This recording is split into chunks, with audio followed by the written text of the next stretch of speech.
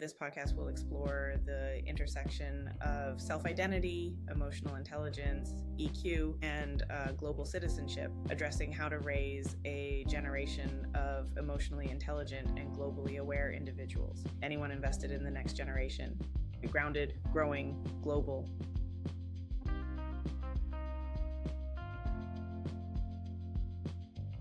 Hello, welcome to Roots&Wings, where we explore what it means to grow grounded and fly free. I am Patrice Wright-Lewis, your host, along with my podmates, Ashley Zomott and Casey Brubaker. Today, we're diving into one of the most important and frankly most challenging conversations of our time. How do we parent in an age of division?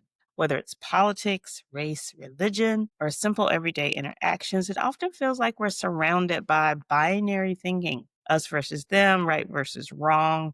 So how do we raise children who are open, empathetic, and critical thinkers in a world that sometimes rewards the opposite? All right, let's talk about it. So our reflection question will be, what do our everyday interactions teach our kids about people who think, live, or look differently than we do? All right, Ashley, you're going to start. So my thinking always goes back to my own personal stories and experiences. And so when we answer this question, what do our everyday interactions teach our kids about people who think, live, or look differently than we do? I think about my experiences growing up with how people interacted with me as a young person of color. I would oftentimes be on different sports teams where I would be called the N word or the B word. And there wasn't much of an adult that was catching on. But that in itself kind of tells me how your family thinks about people that look like me.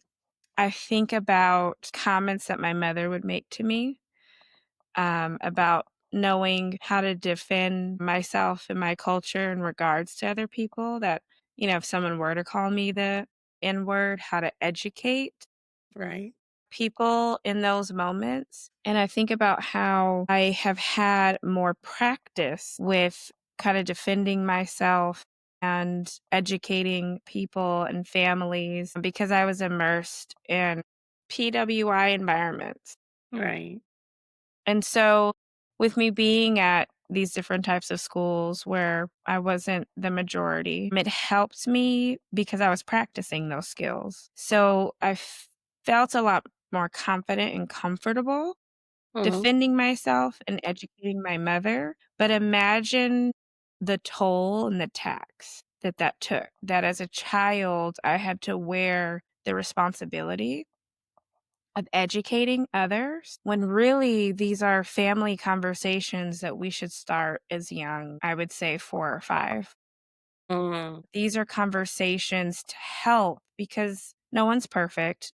So we have to expose our friends, our families, our children to other cultures and other experiences so that they too are equipped and have time to practice interactions with other people. Right.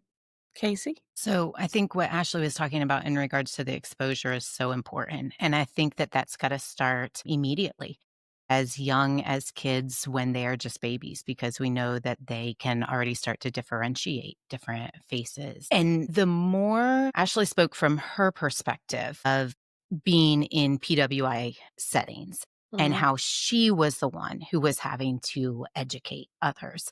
And for me as a white person, I think about how important it is for me to put myself and the children around me in settings where they are not the dominant culture, so that they are constantly being exposed to experiences, life perspectives, views that are different than theirs, so that they are building a sense of respect for that, and that they're growing with that, and that they are not believing that their way of living, being whatever is quote unquote the norm, and everything else is quote unquote different, right? Where we all get to have as much value. And so I think that that's got to start young. It's got to be in regards to who we surround ourselves with, the activities that we are in, the types of art that we're exposing ourselves to, and whether that is face to face or whether it's bringing books and dolls whatnot into the house just to broaden that exposure. I think that's really important. Ashley was talking a little bit about some of her experiences as a child. And there's one experience for me that always stands out. I was a gymnast when I was young, and in my town, I grew up in farm country in Indiana, and it was not at all diverse. Like we were white as could be, but my gym was about 30, 40 miles away in a bigger city, and it was much more racially diverse. And one of my good friends at gymnastics was named Essence. And one of the other girls, one day we were tumbling. I remember she said to me, "I can't believe that your mom lets you be friends with her." And I was so shocked. And my immediate thought was, wow, I feel so sorry for you. Essence is so cool. And her family is so cool. And I love to get to spend time with her. You're really missing out. That was my first thought. And then later, as I processed it, I was like, man, that was quite a racist thing to say, right? But I don't think that I had that language when I was that young to say that. But the fact that this other white girl was missing out on such a cool kid just made me sad. And if our experiences are that that girl would never have had that thought, um, think about what we can bring to our children and how much richer we can be culturally when we Right. learn with and from one another. And so that's one of the earliest memories that I have of just realizing that there was race or that people thought that there was something quote unquote different or from Mhm. this child's perspective. Essence wasn't as good and didn't deserve my friendship. Well, she was obviously wrong, but I always go back to that thought or that Right. memory, and that informs a lot of where I think we need to be shifting. Well, I'm gonna reveal my age, and in my reflection, I integrated a neighborhood and school in the 70s. I grew up in Southwest Atlanta. I still, when people ask me where I grew up, I say Southwest Atlanta, which is the enclave of Black America as we know it. I lived on Lyndhurst, and I went to Black doctors. I had Black teachers. I didn't think there were a whole lot of white people in the world except on the stories, actually.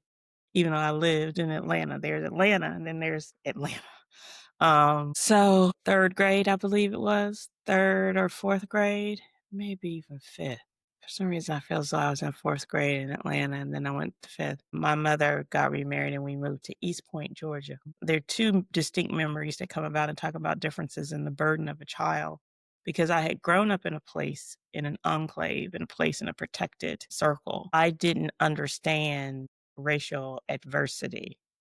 Not gonna lie, I'd already heard the N word because unfortunately in our Black culture we use it affectionately. We've taken the persecution and turned it into what we believe to be affection. But I had not heard it with vileness until I moved to East Point.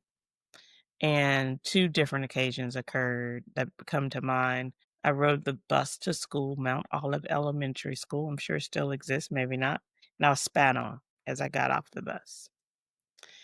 And another one was playing when we moved into the house in the summer, and I was playing with a little girl across the street, and I can see her face. I cannot think of her name. I'm pretty good about names from my childhood to say out loud on this.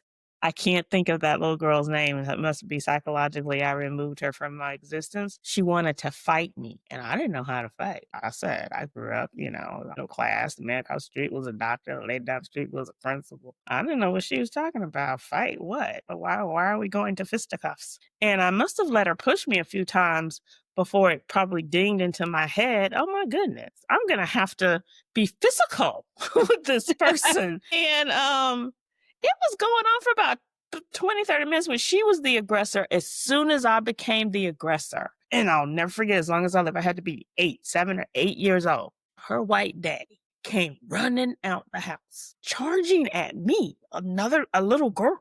Don't you hit her. He had been watching her hit me. But as soon as I started to retaliate, I was horrified. I was scared to death. And then I processed that as an adult, the hatred that you have for somebody that looks different than you. As a grown man, you would charge a little girl. And in that moment, I think I had developed a not very good opinion of white males Yeah. because he was so angry and so aggressive. And I was like, and I thought as an adult that he would participate, like reason. She hit me first. It's clearly you saw it because you came running out after I engaged. But that changed my whole perspective on life. I mean, and it's interesting that I eventually went back to, that conclave. I went to Spelman and AUC, so you're only surrounded by people that look like you. But that, I'll never forget the angriness in his face. And I really thought he was going to hurt me, a grown man. So I had to learn how to maneuver that. I don't know if I'm sure my mom talked to me about it, but I guess she figured I had to experience it first. And I had to learn how to then navigate in a space where people didn't want me there. So, any more thoughts on that? I know it's a heavy I subject, mean, isn't it? it's very heavy. You're bringing a lot of memories that I don't think are necessarily suppressed, but they're not memories that I actively engage with. Right, And being the youngest of three, right. very many battles I did not have to fight. And my oldest sister, I love her to pieces, was always the one that was like, "You said what? You did what? Not on my time." And I remember my cousin used to come. I lived in Oxnard, California, and my cousin would come and visit. And we would ride our bikes around the neighborhood. And there was this one house, I mean, the only house, but there was this one house that, like, when it was Halloween, would never open the door for us. Very little things where you were like, something's off with that. And I remember we were riding our bikes, and my cousin lived in like the city of Los Angeles, the cement jungle. So it's a little bit different when you're kind of in a bigger community riding bikes. You know the rules. Right, right. And so my cousin was riding behind me. I mean, it wasn't like her bike was completely on the lawn. Just a little part of her tire had touched their lawn, and these two white women came out, cursing and yelling and screaming at us and then calling us the N-word. It is amazing that adults, Adults, and we were very little, like 9, 10, and we rode home. And I just remember thinking I should have never said anything because as soon as it was done, my sister was out the door before we could even finish the story, always a fighter in the family. and went down there and was like, "Oh, you wanna fight? Yeah, yeah, Then we can fight." And yeah. they kept saying, "We're gonna call Billy on you." They kept yelling, "Billy, Billy." Billy was 9. Billy came out of that house, rolled his eyes, and went back inside. Billy was 9. And it was just kind of one of those things where and my father, I also love him to pieces. He was what we would stereotypically call like a man's man. Right. He got home before my mom, and before we could even get into what happened, he was like, "Okay, so there was a fight?" Like, "Yeah, did you win? I wanna know that first. Then we can go into the details. Did you win?" "Well, yeah." We called him Pop. "Yeah, Pop win." "Okay, now what happened?" Now let's talk the details. I mean, it's a life skill, right? Like Yeah. in that moment, he's talking about did you win? Because you needed to come out on top of that situation. And when it's so guttural, it's so hurtful, it's kind of hard to build that resilience. So I see how, people build up different mechanisms on Yeah. how to deal with that kind of division and that kind of, and I've been having visceral reactions to the ICE raids, Yes. because I feel as though it must have been how it felt as a white person to really see what was being done to Black people in the Jim Crow South. When you first turned on the television and you saw them being water hosed and arrested and beaten, I'm not in any way saying that ICE has gone that far, but for people to be snatched simply because they don't look white, Yeah. that has my heart. Like, I don't feel protected. I mean, I Yeah. probably, they could think I'm something else. I'm seriously considering carrying my passport Yeah. around, but that must have been what it felt like for those that had empathy to watch the Jim Crow South come to life on television, because they sent the troops down to the South because they didn't think it was that bad. until they saw it live on television. Bull Connor brought it to the world. He said, "We're going to show you how we do things in the South." I mean, so I'm having a hard time like watching it. I'm having fatigue. My partner is a CNN, MSNBC, sometimes Fox junkie, like constant, and I'm exhausted. So I find myself escaping into Bravo TV and looking Good. You need looking at that. food channels and watching Bobby Flay and things like that because it's exhausting. Yeah. So what do we do? Because that is at the forefront of who we are in society today. So let's talk about some practical things. You all, the experts, Ashley and Casey, are both wonderful counselors and therapists and facilitators. So what practical strategies can we exist with two closed minds? I think your gesture kind of says it all. I Yeah, I think of I fisticuffs. close the mind. I think of fisticuffs when I see two closed minds, and that's only because I think we as humans need to understand that we are always evolving. Uh-huh. I do a training with teachers before school to talk about healthy boundaries at the workplace. And one of the things that I express is, we don't gossip about one another. It is destructive. We don't talk about someone, we talk to someone. And the reason I mention that is because I also say who I was yesterday is not who I am today. And who I am today is not going to be who I am tomorrow. Because literally every experience that we are exposed to Mhm. changes us. We have very many things, traditions, values that can be things that we live by, right? However, as we interact with the world, those things can and should change. And Hmm. so, when we think about closed minds, that does not open the opportunity to accept any type of information Hello. that might be necessary to help you evolve as a person. Right. And to have a closed mind, oftentimes, I feel, can be rooted and so if we are allowing fear to lead our beliefs, to lead our values, to lead who we are as a person, then we will never enter zones of discomfort that are meant to challenge and change our outlook on life. Fear is a definite motivator. When I taught the Civil Rights and Holocaust course at a private school in Atlanta, one of the things we talked about is how fear pushes hatred. What are they fearful of? And one of the base visuals that I provided for them is the baboa and the chimpanzee. They used to be one and then they split down the Congo. And when they split, it split basic on needs, what was available on one side of the river as opposed to what was not available on the other side of the river. And the chimpanzees are more aggressive than the baboas because the baboas, when they split, they got the plentiful part of the Congo. There's plenty to eat, there's plenty to drink, there's no competition. The chimpanzees didn't have as much. So they developed little gangs and they marked off their territory. And because they have a fear, the base fear is they're not going to get enough to eat because they know there's not enough. So they fight for it. And one of the things they do in intimidating, the kids loved it. It's so gross.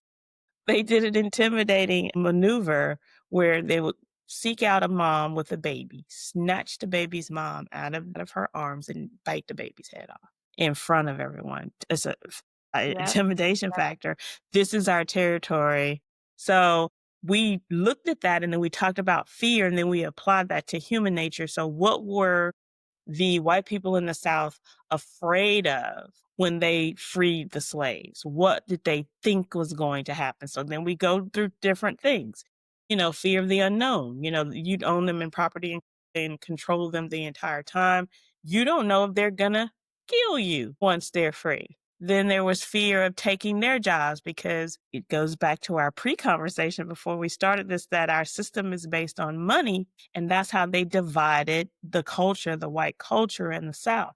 There were those that had the money and there were those that, worked for the money. And then there were those that were just as poor as the Black people or the slaves, But their one advantage is they were white. So they were made the overseers. So the money situation drove the caste system, Okay. basically. And so they were afraid that they wouldn't have jobs because the jobs that they did will now go. So everything was based on, and the kids, the light bulbs in the room. And think about when you're afraid, sometimes you overreact. Yeah, you do. So I don't know if that, Yeah, you do. I mean, it ties into what's happening right now with ICE and the justification. it's a fear thing. So what And do we so do? We say all that to say, what do we do? go ahead. No, you go. It's your turn. Just jump in real quickly with this. Like, as you were talking at first, when I was thinking about open mindedness, my mind was going in a different direction. But this thing about fear is so strong. And I think sometimes the fear convicts people to act in certain ways that we would consider despicable. I would, maybe others wouldn't. But then there's another piece that I find myself having to prevent myself from falling into, and that is the piece of inaction.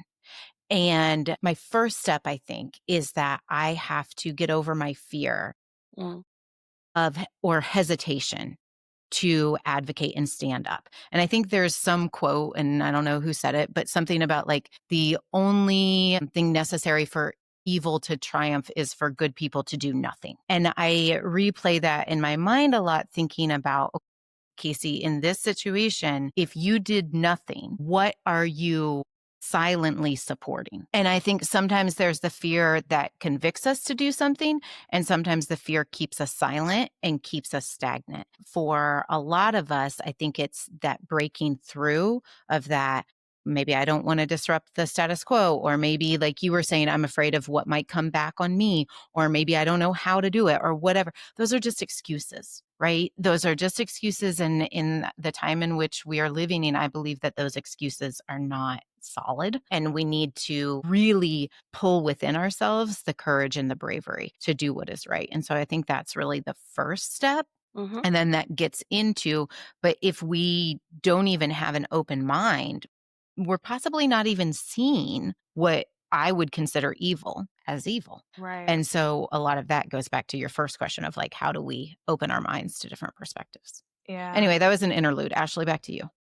No, I think that that's great because we are modeling the strategies. Right. So, even Patrice was talking about the class that you led. You helped kids create curiosity about what was happening, what were people possibly thinking, believing, versus just outwardly judging. Like Right. Casey was saying, maybe it's evil to me, but it's not to you. Right. How do we create open discourse to kind of have those conversations? So, something that Casey and I love to do is what's called bibliotherapy. And so, we love exposing children to diverse perspectives throughout books. And so, there's this book that's called The Crayon Box That Talks, that is something that I think is a really great early intervention to use. It is a very simple way at looking at diversity. It is a book that encourages the idea of that we are better together.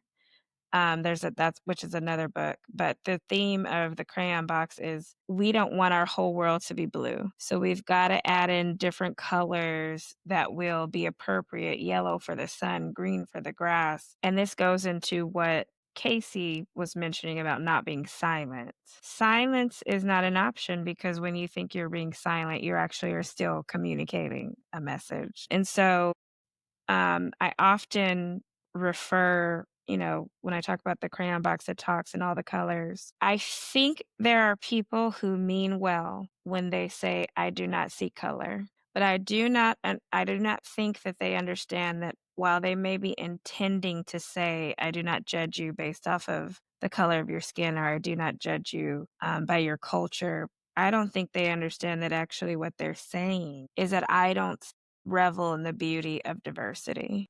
I don't see you. Whenever someone says to me, I don't see color, I very politely say, then you don't see me. Correct. You don't see me then.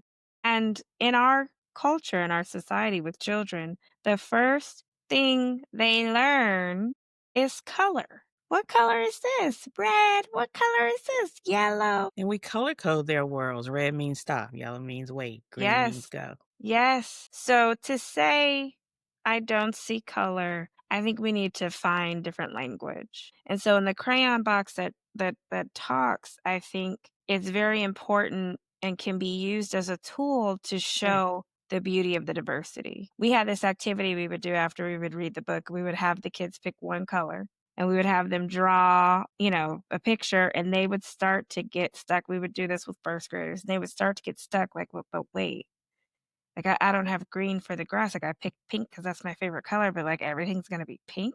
And some kids literally would break down. "I cannot do this. Can I get just one more color? Can I get" like, "Why are you making me do this?" And I think it's a powerful activity to translate over to imagine our world if we all looked, talked, smelled, thought right, the exact same.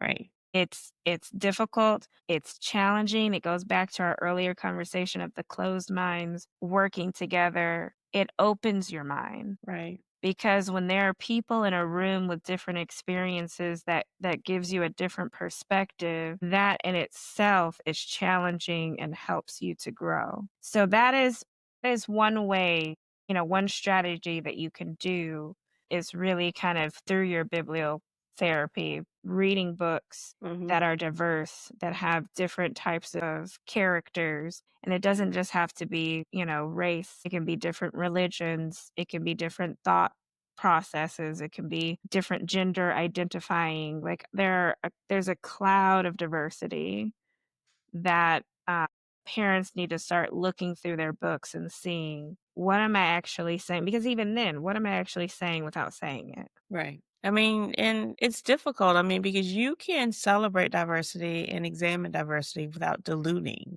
the other. I think that's the part that people the fear factor. And sidebar, I have two tattoos on my body. One of them on my right wrist is no fear, literally. It says no fear. Love it. Because, as I was going through life or whatever, I have very little fear. And I should be fearful of some things. Fear should be a balancing act for you for safety. I believe that. But I've always operated under the concept of no fear, which is probably why I'm where I am today, because I had no fear and speaking up.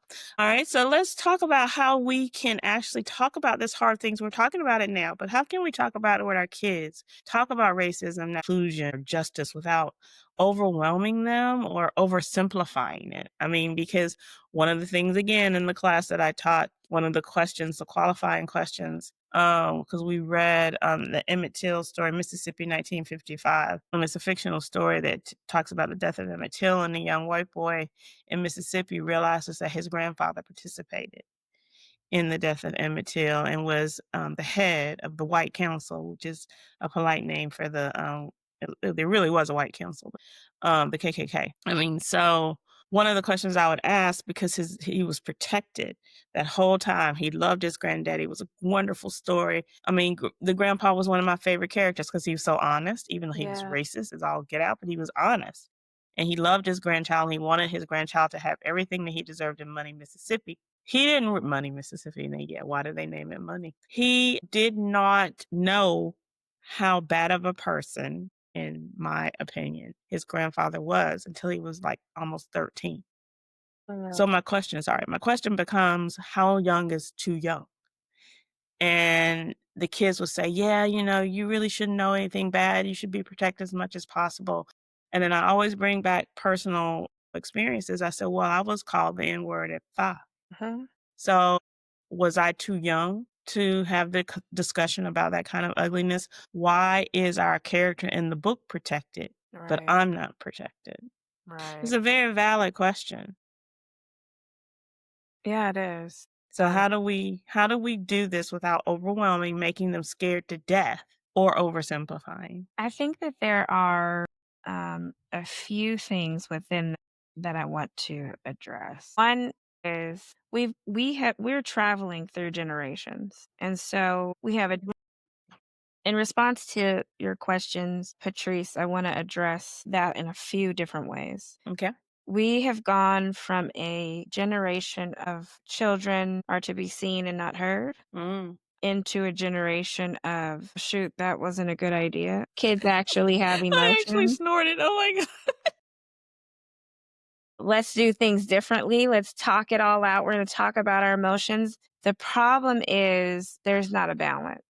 I never want people to, I never want children are to be seen and not heard to be on the spectrum, but there is certain information that is a need to know basis. Mm. As a how does it benefit me? Recently they had that big earthquake near Russia, and they put the West Coast on Alert. tsunami watch. How does that help my child in telling them that? Mm. What are they going to do? Be afraid. They're going to help me make a safety plan? That's my job. You know what I'm saying? Like, Right. and there might be ways to say, which should be happening across all families, we should have a safety plan in our house. Mm.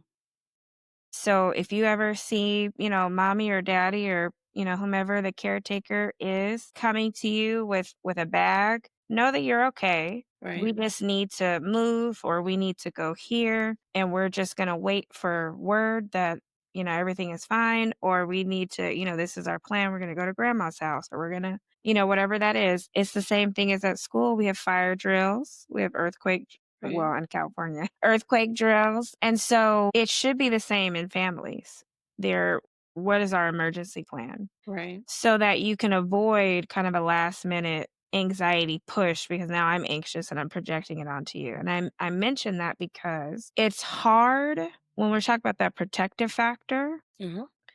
It is hard for some people to have certain conversations because they're not prepared themselves. Mm. And so, what I would say is prepare yourself first as the adult so that you can start to filter what is appropriate and what's not appropriate. And so that you can start to filter based off of our family values. How am I going to filter this conversation? And I think that will help guide how is this conversation, supposed to go. We had, in case I don't think you were there, but one of our parent talks, we had a parent curious about how to talk about war. And that yet again was one of those questions where it was like, is that necessary right Necessary. now? Depending on their age, depending on what they're doing.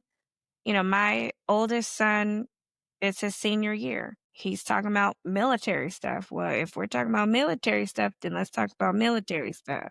Let's talk about, there's wars going on. We're on the Right. precipice of a war ourselves. Is this the right time? But I'm not going to then go to my 7-year-olds and be like, look, you need to know about all of these things that are going on. And so you have to use your best judgment.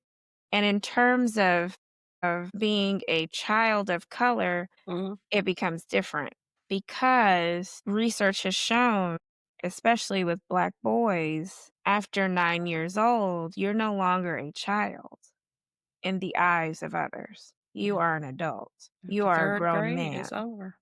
and I am going to treat you as such. So, as a mother of color with boys of color, of all the things that happens in life, that is the most gut-wrenching, fear-based response system I have is my boys, and if they're being recognized as the children that they are. And having to have, I'll tell teachers, you can ask all their teachers. I come in hot at the beginning because I need you to know who I am and know that I'm not the one to play with. We know our stuff. This is not who we are. I do not want you messing around with my kids because then you're going to be messing around with me. Once they figure that out, we're great. Everything is great. I just want to know, do you know what you're doing, and do you see my children for who they are, and do you love them? Right. If you can't meet those, then we're not going to have a good working relationship because you've already showed me your bias. And Bias is so, real. in terms of having conversations, I've always just told my kids, trust your gut. It will never steer you wrong. If someone is smiling in your face, but you are just feeling like something is not right, Right. come to me and we can have a conversation. don't ever think that we wanna scare people. I've never told my children, "When you go outside, look behind you, look to the side of you, look in front of you." I've never told them to look for the dangers that can be around them, but I also make sure that they know you are loved. This is how you get love. You love and you receive love. This is what happens when it doesn't feel nice, when people aren't kind or people rub you the wrong way. These are ways that and it just evolves with them. Right. Okay, tell me about this conversation. Tell me how that made you feel. Tell me, how do you feel comfortable responding? Would this make you uncomfortable responding in this way? And if so, is that a discomfort that causes uh, a high risk, Mm-hmm. or is it a discomfort because fear is leading the way? And so being able to kind of feed through those different differentiating identifiers of how we can move forward, but also trust my parents, trust that I'm going to be taken care of. That's all our kids need to know. If there's an emergency, I don't need to say, there's a tsunami, our house is going to get flooded, we're going to die, maybe. I need to say, this is our emergency plan, right? And we're going to go follow the emergency plan. And that I've created a system where my kids trust in me that everything will be fine. That's all they need. That's interesting, actually, when you said that you're leaning a lot on the parenting. And I want to ding that a little bit because you talked about this generation of kids of seen, not heard. And so we were having a hard time finding the balance. I'm annoyed with these parents that think that when they become a parent, that their life continues as usual. Bringing kids to bars. Mm-hmm. Mm-hmm. I've heard it. I've seen it. And I'm Mm-hmm. like, fancy schmancy restaurants that are $125 a head, and you wanted to go to that new restaurant too, so you bring your kid and your kid is screaming. Yeah. You don't get to do certain things when you bring that life into the world. And that also means your choice of music in the car. I didn't listen to regular radio from 1995 to the year 2000. Yeah. I mean, because we listened to Disney and whatever. And um, I didn't go to bars. I mean, I've seen kids at bars. I've seen a lot of and I know some of our friends are turning 60, and a lot of them at the age where they're having parties and they're having where they've rented out spaces, and there's little kids there, and y'all doing, Yeah. the shuffle and taking shots. Yeah. You don't put them in that atmosphere. And so, like I mentioned, my partner watching the news, he wouldn't be able to watch that death and destruction all day long if there was a toddler walking around in here. Thank you. I mean, so they fear of missing out. Like they think that they can keep doing their regular life with their kid. Mhm. And maybe I'm an old fashioned parent. Maybe, people tell me you're Well, wrong. This I is a would free world. say I also, wonder if it's cultural Mm, because I know of a lot of, especially like in the Latinx community, culturally, everybody's it's there. appropriate because everybody is at the function and there are so many functions. That's true. Everything is a celebration, everything is this or that. And we want you a part of this. And I get that part, but I'm talking about I'm in the I'm not gonna name now the the hotel club and in the New bar. York, and the kids are down at the bar, and the parents are having a martini, and the kids are I mean, this is a bar. And you know what I just learned because of a situation that happened in Georgia, and I've not researched other states. I had to research it for Georgia. At the age of 16, you are allowed to drink alcohol if you have parent permission. Really? It's on the books? I did not know that. And I was responding to a situation, but in everything I want to do my due diligence before I call Right. those people. Well, I'm of the age again, I'm grandfathering. I was grandfathered into drinking. I grew up in a time when drinking was 18. Mm, So when we turned 18, we could drink. And then it turned to 21, but they didn't make us go backwards so for 2 years we were still able to drink based on our year of birth. But the original age was 18. that's just so interesting. I mean, if consent is at the age of 16, You That's can true. join the service at 17. That's correct. You vote at 18. Right. Who's making all these number decisions? Mm-hmm. I Because mean, I because when we know. took the kids to Europe, the kids drink wine. Now when Jay went to Spain, we had to sign something saying that we agreed that although when in Rome, we were not doing Rome. I bet you he was like, damn it. But yeah, so I get what you're saying because when we do become parents, You there give up are shit. certain sacrifices, there are certain changes that we have to make. And I was a very young mother with my first two. I was 21 with Yasmin. I was 24 with Jalen. So I was a very young mom, but I knew, Mm, yet again, going back to values, my parents were very family oriented and I inherited that. And right. so I would have to tell my friends in college, like, oh, I'm sorry. I can't receive phone calls after 9 p.m. I have a child. Facts. We're not doing this. No, I will Bedtime's not be real. at that cookout. But you can come and visit. We can have some. Casey, you raised a child. How Well, did you partially. talk? Well, fact, you raised a Yes. child.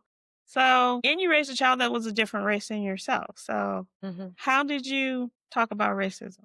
I don't mean to put you on the spot, but I kind of do. Yeah, no, that's a good question. I would like to even hear what she has to say about how we That talked about would it, be because what I remember might be different from what she remembers or how she interpreted or experienced things. But right. I think, she was raised primarily by her father and by her grandparents and her aunts, and very, very sure of who she was as a Black person. And also, when she got to high school, these are some of the things that I remember, she was very interested in how others perceived her, because Mm, she is often perceived as being able to speak Spanish fluently and as being Latina because she is mixed. And so she's light skinned. And we were at the store one day and a lady came up and started speaking Spanish to her. And she looked at me and she was like, help. And so I responded to the woman. And she was like, this happens all the time. And so she's like, everybody thinks I'm Hispanic. Everybody gets confused. And so she had to start to navigate and negotiate like who she knew herself to be mm-hmm. Yeah. and how everyone else was seeing her. And then she would come home from school a lot. And, where she went to elementary school was very different from where she went to middle and high school, because she was in APS for middle and high school and she was in the suburbs, but very, very diverse school in the suburbs. And she talked a lot about how in high school there was so much separation, and the Black kids sat with the Black kids and the white kids sat with the white kids and the Latino kids sat. Yeah, right. Sorry. And so she always sat with the Black kids because that's how she identified. But she was like, I don't feel like I can talk to the white kids. They don't feel welcoming to me. And I remember her senior year, there were some senior activities planned that felt like they were only for the white kids, and that only the white kids got invited to these things. And so she would bring these stories home and we would talk about them and we would process. And mainly it was processing more of how she felt, right? Because by the Right. time I came in her life, she was already in middle school. And so she had developed an understanding of who she was. And so a lot of times we would simply process, well, how's this making you feel? And what is your experience of this? And when this person said or did this, what was your experience with it? A lot of times I think her dad and I would perceive things a little differently, or maybe I would get defensive of like, the white person was wrong in this situation, right? Because I'm the white person that was putting myself in that situation. And now her being in an HBCU, that's been really beautiful. He agreed. There is an agreement there. Yeah. He wanted to add to that point. He went to Morehouse or something. Where'd he go? That Good. was good. Yeah, this dog. Okay, anyway, so let's start over. So now with her being at an HBCU, that's been really beautiful to watch, and how she has just grown even more in that. And I think being surrounded with that culture It and the is education magical. that she's getting there, I've been really really happy with how she's been able to experience that. I don't know. I can't say enough about how proud I am of her, who she is as a human being. She's an incredible human being. Her father did a great job raising her, but she also had a village, and that village was really important to her. And so she's an incredible human being, and I'm just glad that I get to be a part of her life and her journey. Yeah. So I think when she was a teenager, it was, for me, it was a real honor and privilege to be able to process with her some of the things that she was going through and experiencing and how she was feeling and perceiving the world. That's a Go ahead. No, I was just going to say one of the things, though, that Ashley had said earlier, which I think is so important, and I think I tried to keep in mind in my experiences with her, but in any experience, is asking ourselves, how is what I am going to share with my child going to help them? And sometimes we have to really temper what it is that we're going to say if it's not going to help them. But then, Patrice, I'm putting that in your example from the beginning. If you were old enough to experience something, then is another child old enough to learn about it? Uh-huh. And I say that there is a case to be made for yes, but then again, couching it in what Ashley was saying. How can I present this in a way that is going to help them? Yeah. How do I present it in a way that helps them become a brave helper? That helps them become an advocate for when they see wrong happening? How Right. can I present it in a way that doesn't shatter their whole world, but is based in our family values that helps them become a better person, and doing that in an age appropriate way? And so I think the answer to your question is we have to educate our kids, but we have to do it in a way that is going to help them, not that's going to be self-serving for us, and not in a way Powerful. that's going to protect them from everything. So I had a couple different examples that I think are really good examples for children. There's a book called Something Happened in Our Town, which is a phenomenal age appropriate way to talk with kids. There's also A is for Activist, a great children's book, and Anti-Racist Baby by Ibram Kendi. Those are all great starters. When Ashley was talking before about bibliotherapy, those are ways to, when kids are young, start to lay the groundwork so that when something happens, that Right. we have to have the hard conversation, we've already got a foundation for it. We're sharing it in a way that becomes helpful to them and to the broader community, but we're not shattering their world. And so I really appreciate your question at the beginning, and then how Ashley brought in that question, because I think that's where we couch it. And that happens from when they are 6 months old to when they are 16 to when they're 26. Right. Parenting Because is difficult. Yeah. It really is. I mean, Yes, it's it it's is. one of the hardest things, and it doesn't. I mean, again, it doesn't stop. My 28 and 30-year-olds still, lean into the parenting thing, and even though they're adults and functioning and independent adults, there's still moments of parenting that have to occur. We're gonna go into our final segment and talk about the modeling of empathy and emotional regulation. And I sent to you all via text message prior to us meeting on Saturday that I read an article that in Denmark, they actually teach empathy in schools. It is required from the time they're 6 years old to up to 16, or when they finish their schooling, for an hour. Is it a day or a week? I get it confused. They sit down and they actually walk through their feelings. They walk through the scuffs on the playground, or if someone got in front of them in line, they sit in a circle in a very restorative fashion, and they communicate with one another, and they learn how to do that. So, how do we model empathy as adults in a very divisive world? And how do we make sure we're listening to the kids when they respond, or teaching them how to listen? I guess is my question. Anybody? All right. So, modeling empathy and being empathetic Oh, is actually a very hard thing to do, especially as we navigate Western culture that is very, I think, therefore I am, I. right. Empathy is an emotional intelligence skill. It's something that has to be built, it's something that has to be practiced. Of course, there are those of us that are naturally inclined, but it is a skill to be developed. And so, what I would employ parents to do is to navigate their own ability to have empathy and understanding the implications of that. Whenever I talk with students about empathy, I love create the probably the worst case scenario with a person who's just being so mean and so cruel and does all these things to another human being. Right.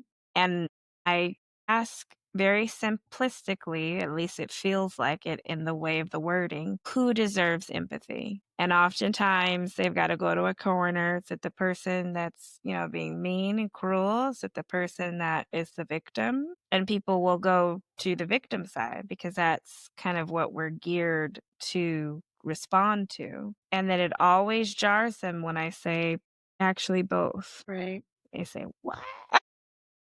Why would I Yeah. wanna be, We want to know kind why to those that? people are acting out in that way. So it's important. Because kids and I think also adults, we think of empathy as kindness. Sometimes we even wrap sympathy with empathy, and the It's 2 not are the different. same. And so I think as an adult, you truly need to hone into your empathy skill and make sure that you are learning how to role model that appropriately in all situations, even the situations that are not clear cut, Right. where there's a little gray area. Hmm. How do I respond to that? I just recently did a training with my juniors around the gray area Mm. because, it's always, if this happens, this happens. If this happens, this Right. happens. And they're generally usually very typical scenarios. Hmm. Well, yeah, if that happens, this happens. And so I crafted some scenarios where it was like, but what if you don't know what to do? Right.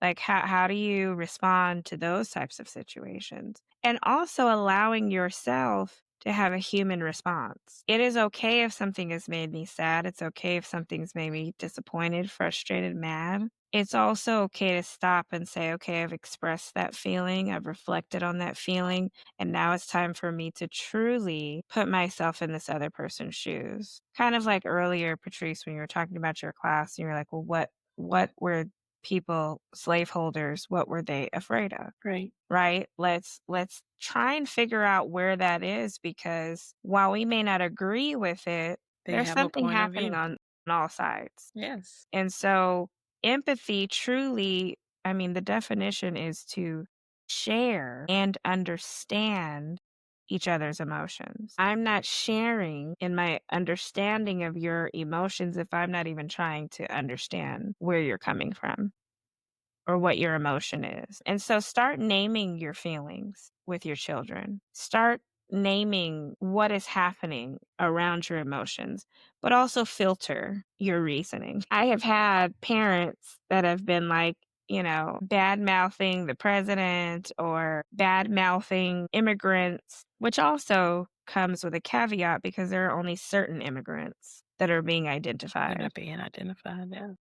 And so we don't need to cuss out the president in front of our kids. There's another way to do it. And sitting down, you can have emotional honesty without scarring children that can't conceptualize Right. what you're saying. And I'll end with this. We oftentimes, I'm pounding my boundary conversation. We encourage people not to share their own OCs with the students. Mm.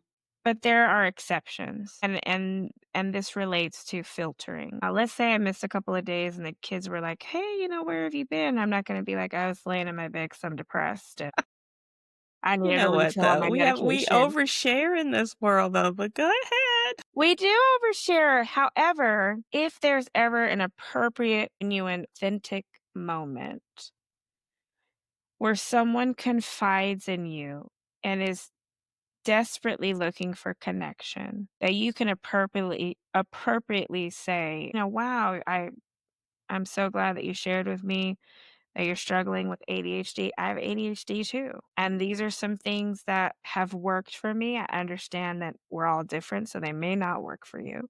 But if you'd like, I'd love to be on this journey with you to figure out how I can help. Right. Yet again, leaning on that lens of how does this help?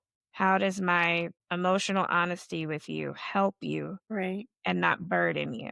By Case labeling my feelings, I'm showing you an example of how you can do that and reflect on at the end of that, like, how was that? Was that okay? It might be like, mommy freaked me out. Okay, well, maybe I need to tone it down. But having that genuine conversation of how is this going? the labeling is interesting. That's a higher level thinking skill, though, to be able to summarize something and then assign a label to it. Higher level thinking skills is something we need to teach a little bit more often. Mhm. Casey, let's get your thoughts on modeling empathies, and we're going to close it out. Yeah. So I want to go back to the original article that you had shared Mhm. and just thinking about how, if that's what's being done in the schools, Mhm. my guess, though I don't know the culture very well, is that that is also being done in other spaces. It's not just in the schools where that's happening. Maybe those similar conversations are being held at home. Maybe they're in the broader community. Um, and I think that informs a lot of the culture.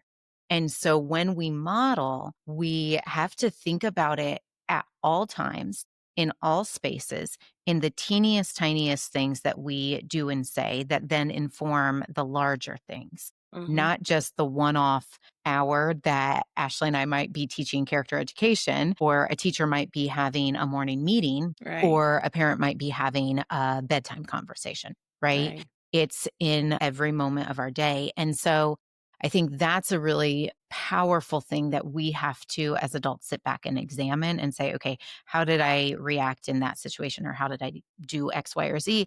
And I think it's the little things. It's when we drop something and we vocalize, I'm so frustrated with myself because I just let that slip, but that's not the end. I can pick it up. I can sweep it up. I can do whatever I need to do and get back on track. Right. But we're vocalizing the emotion that we're having so that young kids are learning how to identify emotions and not being scared or intimidated of those emotions.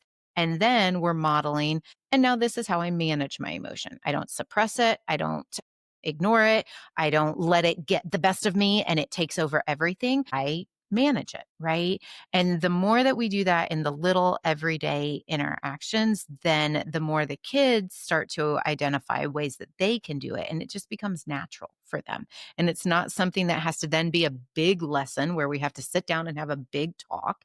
It's just those, okay, this is how we live every day. And so I think that's a lot of where we can put our thoughts and our efforts to make the small changes that end up making the big changes in the Yeah. long run. And it gives kids that emotional intelligence so that they can build upon that.